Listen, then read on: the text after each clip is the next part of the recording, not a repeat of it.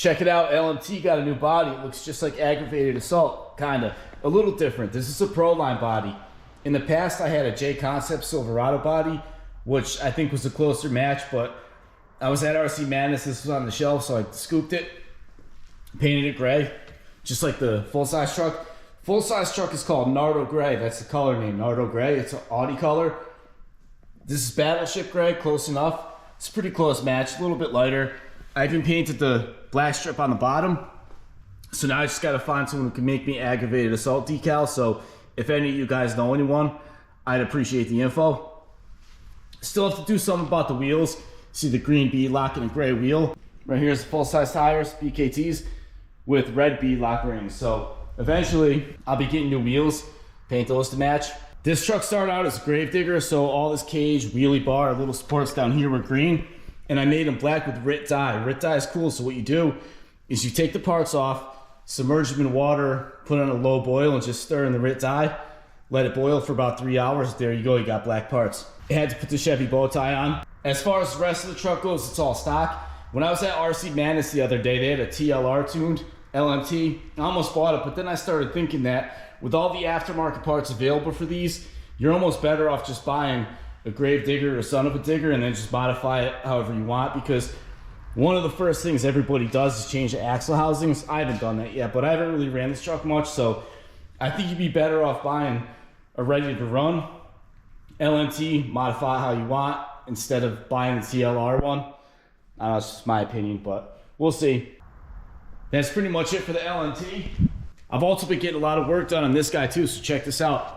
So this was the motor that was in it. This is the 800 kV motor out of the DBXLE, and this is a Hobby Wing 560 kV that's going in it. You can see the size difference. And it's funny because when I got the DBXLE, I thought this motor was huge, but then I saw this thing. Right there's the ESC.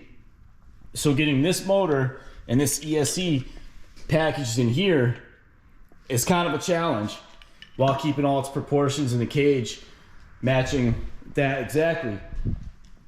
So I'm working on some motor mount setups. I'll show you this big 30 tooth pinion. So that goes through there. And this piece right here, that bolt pattern matches the motor right there. There's 8 screws. I put all 8 in there, countersunk them. It's bolted to this piece. This is just a fixture to hold in the vise on the mill, so I can finish machining this, and this is gonna fit in here. Originally, I was gonna slot holes right here to make it adjustable, but I'd rather measure it very precisely and make it so this piece is fixed, and then I'll just make different size ones for the different teeth pinion, and I'll probably just engrave like 30 tooth or 25 tooth, so I know which one goes to there. Just some bearing support, some other pieces of making. So pretty soon this will be running with this setup. And subscribe so you can find out more details about this thing, because I will be selling these soon. So make sure you subscribe so you don't miss that. Now for the full-size monster truck update. So Aggravated Assault's first show this year is May 13th, Swansea, New Hampshire. And it's cool because that was the first show it made its debut at last year, and halfway through the show, MSD box went bad. So this time, I'm coming prepared. I got 3 spare boxes, so that won't happen again. I think that first one was just a fluke, so that's gonna be good to go. I'm waiting on a couple parts to get back from powder coat, some more body supports. And other than that, I just gotta change the valve cover. So if you take a look right here, I don't really like, these are cool looking valve covers, but I don't like the fact that this vent tube bolts on. I've never been a fan of bolts going into the valve covers because there's a nut on the back side of that bolt, and if that came loose, fell in the valve train, that could blow the whole motor. So I would hate to lose such an expensive motor over valve covers. So I'll show you what I got. Check these out right here. This is made by a company called Motion Raceworks. Check out those beauties. Right here is a dash 16 or number 16. So the way that works, when I say number 16, that's an AN size, Army Navy, and 16 means number of 16, so it's 16 16ths, like 1 inch. If you had a number 8, it'd be 8 16ths, which is ½ inch.